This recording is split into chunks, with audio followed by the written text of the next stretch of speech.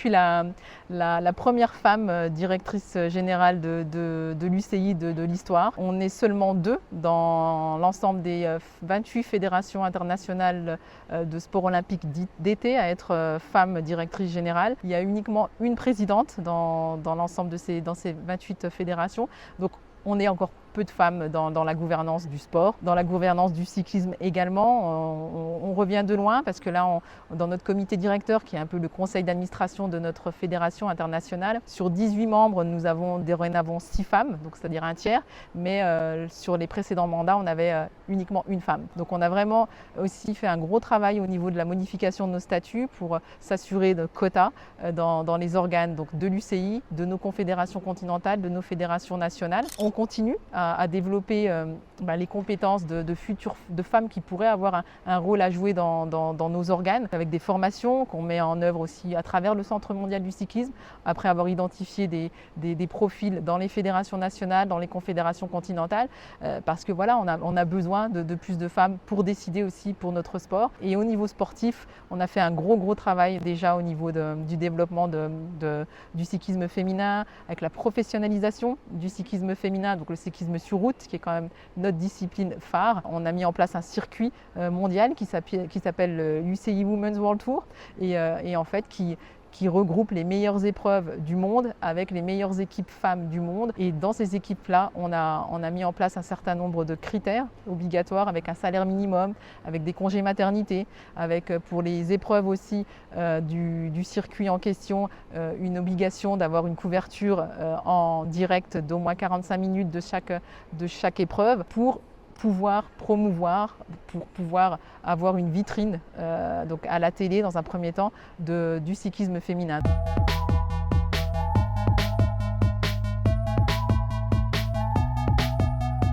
On a eu le premier Paris-Roubaix pour femmes cette année.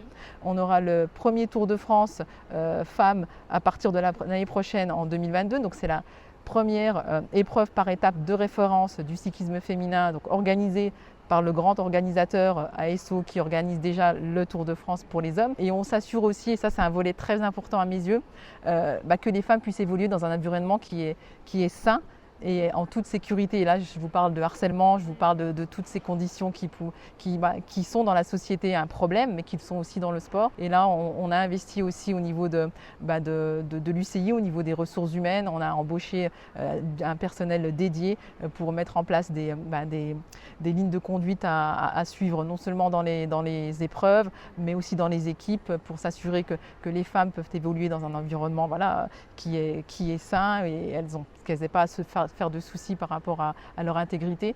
Et tout ça, c'est vraiment des éléments importants pour attirer de plus en plus de femmes dans notre sport. En ayant le Tour de France qui passe par ici, on veut mettre en valeur tout ce qu'on fait aujourd'hui à l'UCI depuis tant d'années et avoir des opérations de promotion du vélo dans la région avec nos amis d'Aigle, nos amis du canton de Vaud, nos amis de Châtel. On a aussi Châtel qui est une ville quand même c'est une ville un village de ski qui accueille vraiment beaucoup de skieurs et de touristes en hiver, mais aussi en été avec le vélo, avec le vélo de montagne, la descente, avec encore une fois ce moyen de transport qui s'est vraiment développé, mais ce moyen de loisir avec les e-bikes, les vélos électriques, qui permettent à des gens qui n'ont pas forcément la meilleure des conditions physiques de pouvoir voir tous ces magnifiques paysages qui sont présents dans cette région. Donc oui, on va profiter de cette vitrine pour mettre à valeur encore plus notre travail et le vélo à travers le monde.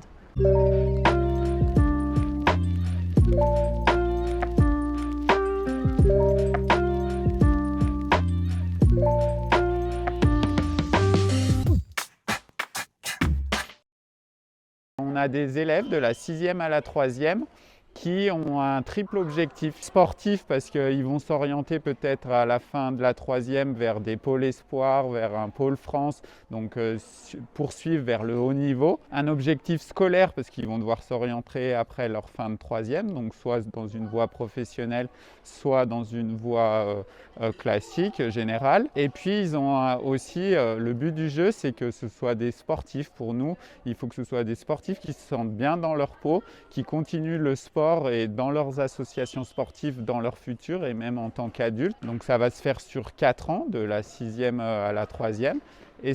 Et du coup, on va essayer de leur apporter des emplois du temps différents. On annualise les courses. Alors l'entraînement, ça peut être de la préparation physique, ça peut pouvoir être d'autres activités sportives et ça va pouvoir être bien évidemment le ski pendant la période hivernale, mais aussi automnale ou au printemps sur des stages, donc qui peuvent aller à l'étranger, sur les glaciers, etc. Donc voilà, toute cette organisation, ça se fait avec les clubs.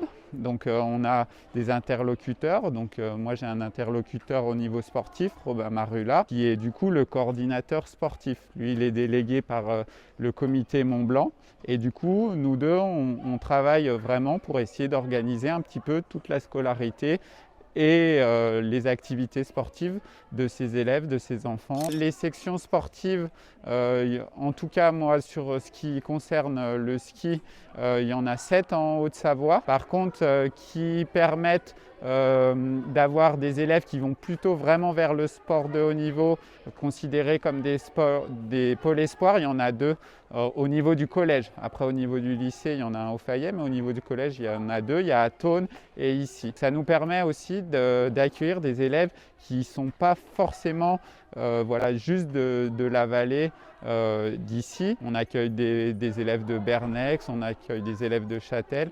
Donc ça permet aussi cette structure de rassembler des élèves qui ont les mêmes intérêts, les mêmes envies et du coup de créer de l'émulation.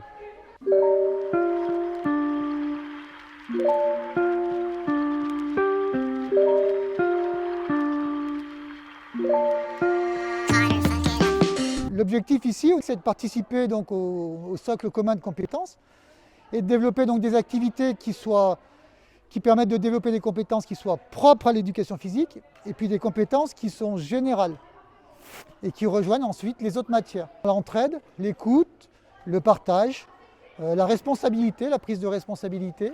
Parallèlement à ces activités, on a au niveau du collège une structure qui s'appelle l'association sportive du collège, qui permet aux élèves qui le désirent de pratiquer une activité volontaire. Il faut savoir que nous sommes dans un établissement qui est plutôt éloigné. Nous sommes en zone rurale, donc on essaie de développer en fait la coopération et le partage avec les autres établissements scolaires. Ça veut dire qu'on mutualise des moyens pour pouvoir déplacer les élèves pour qu'il y ait des rencontres sportives. On a 250 élèves licenciés. Ça représente 52% du collège, et dont la moitié de filles. Donc on a une grosse parité au niveau filles-garçons. Voilà. Ce qui est quand même à signaler parce que c'est vrai que c'est assez rare.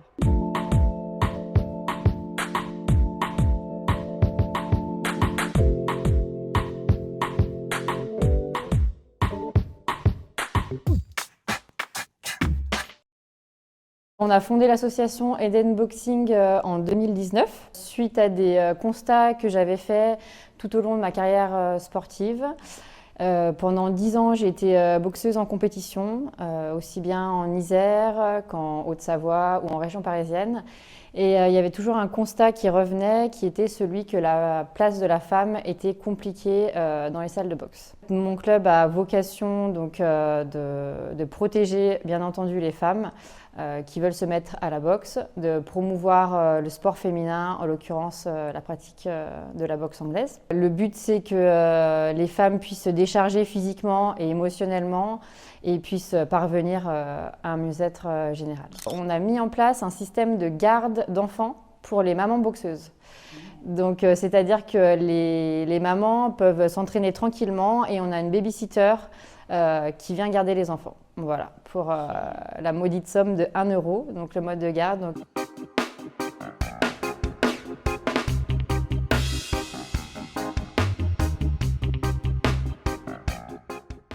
Je m'appelle Patricia Terranova, j'ai 42 ans et ça fait 4 ans que je pratique la boxe avec l'Eden Boxing. Ça peut sembler un peu violent, mais au final c'est un sport qui est hyper complet. On utilise vraiment tous les muscles du corps, c'est très intensif, énormément de cardio.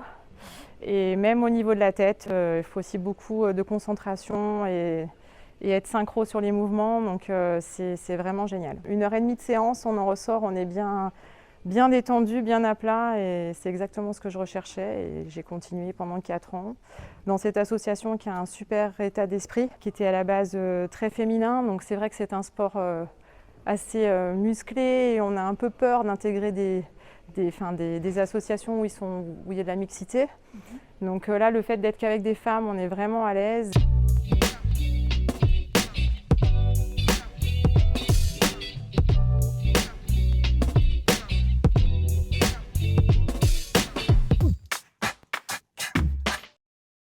Bienvenue.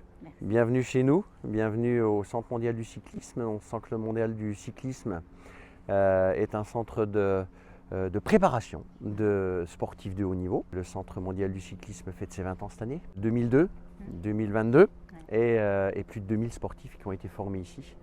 2000 sportifs et tout autant de coachs, d'entraîneurs, de mécaniciens, de commissaires. Donc tous les acteurs du cyclisme dans le monde viennent se former ici, mais pas que. Le Centre mondial du cyclisme, c'est des activités dédiées à la performance et au niveau ici, mais nous travaillons aussi avec l'ensemble des continents, 5 continents, en lien avec nos fédérations nationales et nos confédérations continentales, puisque ce sont nos acteurs sur le territoire, ce sont nos acteurs à travers le monde, et on a besoin d'eux pour détecter les jeunes talents, former les jeunes talents, les faire évoluer et les entraîner, développer des compétitions en leur sein, et si on a la chance d'avoir des pépites, de pouvoir les accueillir ici. C'est toute cette chaîne de la filière du haut niveau, depuis nos fédérations nationales. Nous avons 201 fédérations nationales à l'heure actuelle qui sont affiliées à l'Union cycliste internationale, et c'est avec ces 201 fédérations nationales que nous travaillons et que nous cherchons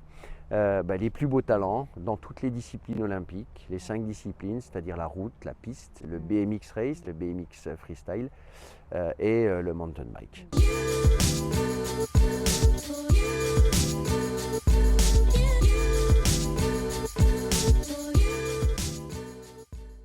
Vous êtes ici au cœur du centre de formation, du centre d'entraînement, mais vous êtes ici aussi au cœur d'un établissement et d'une institution qui est en lien avec son territoire. Le Centre mondial n'a pas été implanté par hasard ici, à Aigle. Il regroupe, ce qui a prévalu au financement des collectivités nationales, il regroupe 3 fédérations, le cyclisme, la gymnastique et l'athlétisme. Notre quotidien, c'est l'entraînement, c'est la formation, et c'est les relations internationales, c'est-à-dire notre lien avec les fédérations. Les publics, effectivement, sont diversifiés. On a parlé des athlètes de haut niveau. On vit dans notre environnement, c'est-à-dire on travaille avec les collectivités, on travaille avec les écoles, on travaille avec les sociétés, les clubs. Nous travaillons aussi pendant les vacances avec les camps de vacances. Le tout nouveau pump track qui a été inauguré l'année dernière fait venir des familles. Donc ça, c'est effectivement notre rôle social, c'est notre rôle d'utilité publique. Et puis de temps en temps, on a aussi des publics spécifiques, des stages spécifiques, des accueils spécifiques, notamment de réfugiés, puisque notre rôle, le sport est facteur de cohésion sociale, comme je l'ai dit, c'est un facteur universel de partage et de solidarité. Nous avons eu l'honneur, et nous avons l'honneur d'accueillir des cyclistes féminines afghanes en danger dans leur pays, qui ont intégré donc la Suisse il y a de ça quelques semaines, passé toutes les démarches administratives liées effectivement à tout ce qui est réfugiés politiques. Nous, on prépare tout leur côté entraînement. Donc ce sont des cyclistes qui viennent ici chercher un petit peu de sérénité, un peu de paix, et puis vraisemblablement aussi l'avenir peut-être d'une vie meilleure par le sport.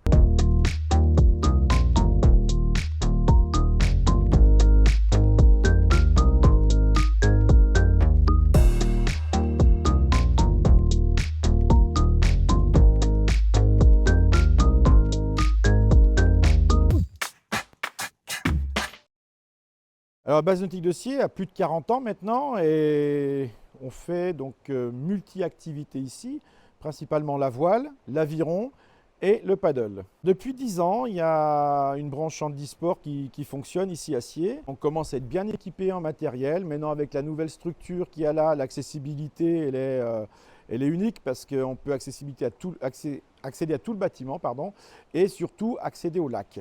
avec tout type de handicap. On a les bateaux qui sont adaptés maintenant. On peut aller très loin dans le handicap en adaptant les bateaux. Et en fait, c'est que du bonheur, c'est que du sourire. Alors, on navigue à tous les niveaux. C'est-à-dire qu'une personne tétraplégique pourrait naviguer seule sur un bateau, en autonomie. C'est-à-dire qu'il y a des adaptations qui sont faites avec des petits moteurs pour pouvoir diriger le bateau ou régler ses voiles. Et avec un petit joystick à la main, si la main ou un doigt fonctionne, c'est possible. Sinon, au menton, ou voire une adaptation encore plus accessible pour les tétraplégiques qui ne peuvent rien faire, c'est à la paille. Avec une paille, ils aspirent, ils peuvent régler leur voile, border les voiles ou souffler, et avec la langue, diriger leur bateau. Voilà, c'est-à-dire que là, on peut tout faire malgré le handicap. Depuis 4 ans, on est un peu plus spécialisé sur l'activité pour les aveugles, les déficients visuels. On a passé une convention avec l'UNADEV, l'Union nationale des aveugles et déficients visuels, et la Fédération française de voile. Ici, depuis l'année dernière, déjà, c'est le pôle France pour préparer les futures équipes de France aveugles en vue de faire des championnats du monde. Normalement, en 2023, on devrait avoir le championnat de France handi valide double qui devrait se faire acier. Et en 2024, on espère avoir une épreuve du championnat du monde aveugle. Il y a un mois, on était à Palerme avec 25 bateaux français. On a terminé là-bas aussi, 3e du championnat du monde avec Olivier. Et la France a gagné, donc était la première nation sur ce championnat.